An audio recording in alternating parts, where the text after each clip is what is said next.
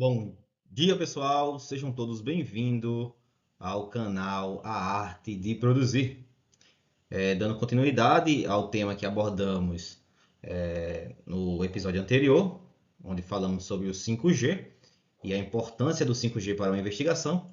A segunda ferramenta que complementa o 5G é o 5W1H. E nós iremos abordar esse tema ainda hoje. O 5W1H ele pode servir de duas maneiras.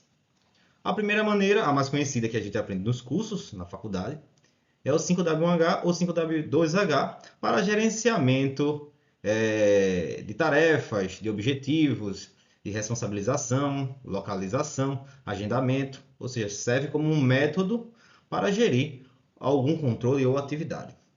O segundo método ele é utilizado na indústria para definir o fenômeno que gera um problema. O fenômeno é a condição anormal geradora de um problema. Então existe o problema, existe o fenômeno e existe a causa raiz. Então temos que saber definir o que é cada um desses três. Tá? Então comigo, fique aqui no canal, vamos aprender essa definição, como é que faz essa estruturação de problema, fenômeno e causa raiz. Por enquanto, a gente já aprendeu o que é problema. O problema é o que me chama a atenção, é aquele problema que está me incomodando, é aquele que está na matriz, seja aquele A, seja matriz C. Meu maior problema da matriz C é dessaturação. Então, dessaturação é o meu problema. O fenômeno é a condição anormal que causa essa dessaturação. O que é que causa a dessaturação? Eu estou com mão de obra a mais do que é previsto. O meu controle de mão de obra foi feito de forma equivocada, no qual eu estipulei que essa mão de obra seria para uma pessoa, seria para duas pessoas, e eu coloquei três. Então, tem vários agregadores aí. Mas voltando para o assunto do 5W1H, então utilizamos aqui algumas perguntas para chegar a essa resposta, que serve para complementar o 5G.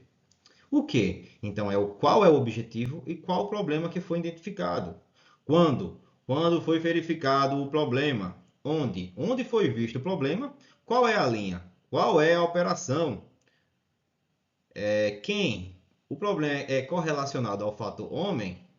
Então, aí a gente vai ter que destinar a quem é relacionado o problema. Se for a homem, você não vai utilizar aí o espinha de peixe. Você vai pular logo para a ATW-TTP, na qual eu vou ensinar a vocês a utilização. Se o problema não for correlacionado à mão de obra, então é um problema automático, é um problema correlacionado à máquina, a método, à mão de obra, e por aí a gente vai descobrir no próximo episódio, que é a próxima ferramenta chamada espinha de peixe. Qual é o andamento? Qual andamento tem um problema? Qual é a tendência e qual é a frequência? No como se apresenta as condições atual em comparação ao ideal. Então, essa aí vai puxar muito do Genbutsu. Um Genbutsu bem feito consegue responder essa última pergunta aí. Nesse caso aqui, temos aqui um estudo de caso, continuando aquela resolução do problema que foi colocado como tema. Então, nosso tema ainda é respingo de solda. E o que foi encontrado? Qual é o problema? O problema é respingo de solda, causando uma rebarba na região da solda da porca. Quando foi encontrado o problema? Então, o problema foi encontrado durante o turno A e B de produção e durante a inspeção visual de início e rotina produtiva. Então, existe um período aí que ocorre esse problema. É sempre durante a inspeção visual de início de rotina produtiva. Ou seja, o que era 24 horas, o problema agora virou a um pequeno grupo ali que a gente consegue reduzir para inspecionar melhor. Onde foi encontrado o problema? O problema foi encontrado na estacionária 4, então aqui é só a localização do problema. Talvez o problema não foi gerado pela estacionária 4, e sim por um processo mais na frente. Então, essa pergunta também é importante. Quem? Então, aqui a gente vai definir se é mão de obra ou é o processo automático. Então, na pergunta quem, o problema independe do operador, pois não consegue influenciar nos padrões automáticos. Então, esse problema aí de respingo, ele não tem influência humana, porque existe um gabarito, existe um equipamento que faz essas atividades sozinho. No qual você vai analisar a frequência e a tendência. Então você vai pegar todo o relatório de refúgio, de retrabalho, você vai fazer uma análise em cima desses dados, em cima dos dias que foram analisados, e vai flegar aquela opção lá de tendência que tem no gráfico. Então vocês podem ver aí no resultado abaixo, a tendência é aumentar durante o período de tempo esse defeito. Então se ele não for mitigado logo cedo, isso aí vai virar um problema maior ainda. E no como, temos aqui como resolução, durante o ciclo de soldagem da Porca M8 acontece uma perturbação na poça de solda, ou seja, olha o fenômeno aí. O fenômeno é a condição anormal que gera o problema. Então, foi descoberto através dessas análises que existe uma perturbação na poça de soldagem. Então, tem a soldagem, que é feita de forma por resistência, e durante esse processo existe uma perturbação que não faz com que a solda ocorra ou flua de forma ok, que gera um acúmulo de partículas metálicas, na qual impede a passagem do parafuso na rosca. Ou seja, esse problema aí ele gera um problema ao rosquear a porca pelo cliente. O cliente precisa dessa porca para fazer o seu trabalho ou seguir o seu processo, e ele não consegue, porque a rosca ela trava com a porca. Então isso é um problema gravíssimo, vai para a linha do cliente, vai gerar uma não conformidade, vai gerar uma boleta, uma reclamação. Então, pessoal, dando continuidade no 5G, tudo aquilo que encontramos no Genbutsu, vocês lembram do episódio passado? Quem não assistiu, volta lá um episódio falando sobre 5G para você começar a entender como é o funcionamento aqui, tá? Aqui já é o plus desse conteúdo para você dar seguimento num projeto campeão. Então, precisamos agora recuperar as condições de base de tudo que foi encontrado. Então, a primeira contramedida foi que o eletrodo, que é essa parte aqui, pessoal, vou até mostrar para vocês. Isso aqui é um eletrodo, tá? Isso aqui também é um eletrodo superior e eletrodo inferior. Isso aqui é um pino guia, que serve para guiar em soldas de parafuso. Então, esse não era, descobrimos aqui no cartelino, que esse aqui não era o eletrodo ideal para fazer aquela solda. Então, foi restabelecidas as condições de base para o eletrodo ideal. Também vimos que existia um desgaste no pino, então foi trocado para um pino novo. Analisamos também a projeção de solda. Vimos que existe nessa parte aqui, a projeção não se comportava corretamente. Então, a passagem, não existia passagem de corrente nessa região aqui por conta da perpendicularidade entre o eletrodo superior e inferior. O que foi feito?